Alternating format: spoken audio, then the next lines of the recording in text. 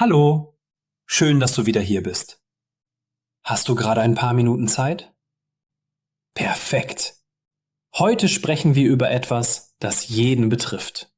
Familie, Partnerschaft und Aufgaben im Haushalt. Manchmal fragt man sich, wer welche Aufgaben übernimmt und warum das manchmal zu Streit führen kann. Bleib bis zum Ende dabei, denn wir üben nicht nur neue Wörter, sondern auch die Grammatik weil und deshalb. So kannst du im Alltag erklären, warum etwas passiert. Um das Thema greifbar zu machen, hören wir jetzt eine kleine Alltagsszene aus einer Familie. Achte darauf, wie die Personen erklären, warum sie etwas tun oder nicht tun.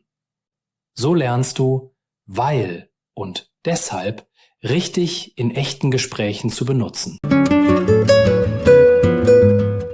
Hey Tom, hast du schon den Müll rausgebracht? Oh nein, noch nicht. Ich hatte heute Morgen so viel Arbeit, deshalb habe ich es total vergessen.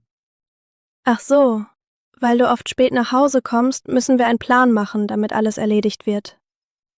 Ja, stimmt. Ich wollte eigentlich helfen, aber weil ich den ganzen Tag unterwegs war, habe ich es liegen lassen. Kein Problem, aber wir sollten wirklich absprechen. Deshalb machen wir ab jetzt einen festen Wochenplan. Gute Idee. Weil wir beide viel zu tun haben, ist es besser, alles aufzuteilen. Genau, dann gibt es weniger Stress und keiner ist sauer. Du hast gerade den Dialog gehört und einige Wörter bestimmt schon verstanden. Jetzt schauen wir uns die wichtigsten neuen Wörter an, damit du sie nicht nur verstehst, sondern auch selbst im Alltag anwenden kannst. So werden die Ausdrücke richtig greifbar und nützlich für dich. Rausbringen. Rausgebracht. Etwas nach draußen bringen, zum Beispiel den Müll. Beispiel: Ich habe gestern Abend den Müll rausgebracht. Liegen lassen. Etwas nicht erledigen oder nicht anfassen. Beispiel: Ich wollte aufräumen, habe es aber liegen lassen. Absprechen. Mit jemandem gemeinsam planen oder entscheiden. Beispiel: Wir sollten die Aufgaben vorher absprechen. Aufteilen. Etwas gerecht unter mehreren Personen verteilen. Beispiel: Wir teilen die Hausarbeit unter uns auf. Jetzt hast du die wichtigsten Wörter aus dem Dialog kennengelernt und weißt, was sie im Alltag bedeuten. Im nächsten Schritt geht es darum, diese Wörter selbst aktiv zu benutzen. Du siehst den Dialog noch einmal, aber diesmal fehlen einige Ausdrücke. Denk an die Wörter aus der Liste und setze sie passend in die Lücken ein. So trainierst du nicht nur dein Verständnis, sondern auch deinen aktiven Wortschatz.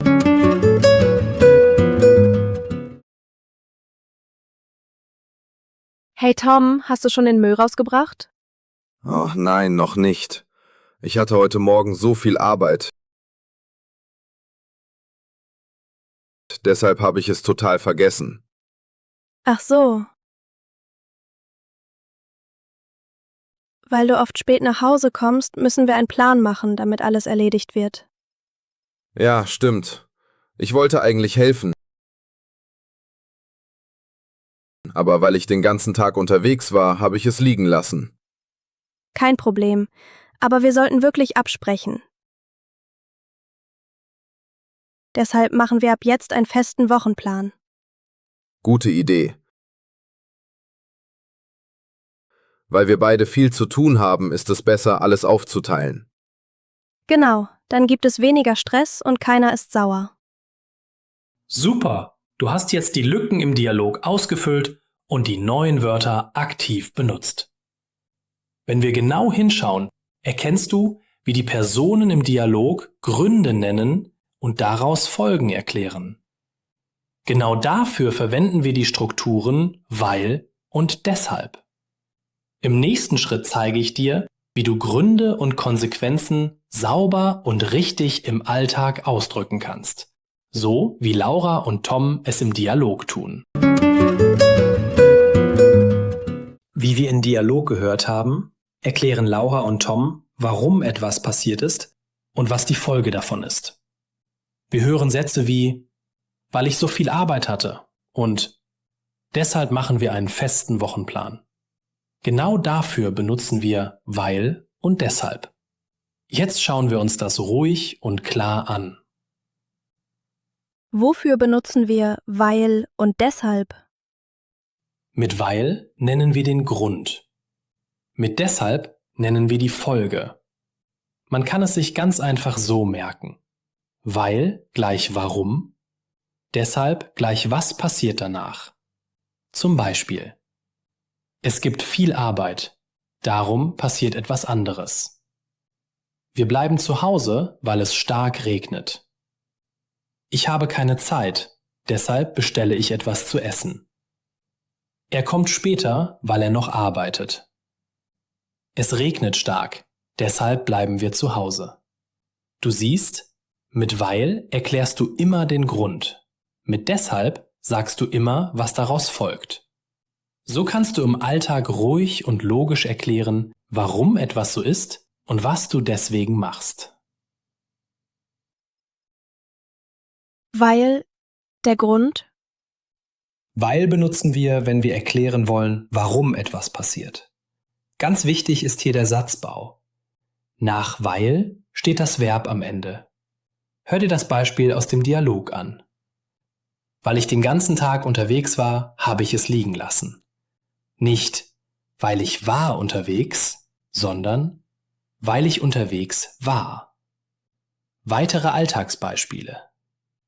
Ich bleibe zu Hause, weil ich müde bin. Er kommt später, weil er noch arbeitet. deshalb, die Folge. Deshalb benutzen wir, wenn wir sagen wollen, was die Folge ist. Nach deshalb kommt das Verb direkt danach. Zum Beispiel aus dem Dialog. Deshalb machen wir ab jetzt einen festen Wochenplan. Weitere Beispiele. Ich war krank, deshalb bleibe ich heute zu Hause. Wir haben wenig Zeit, deshalb teilen wir die Arbeit auf.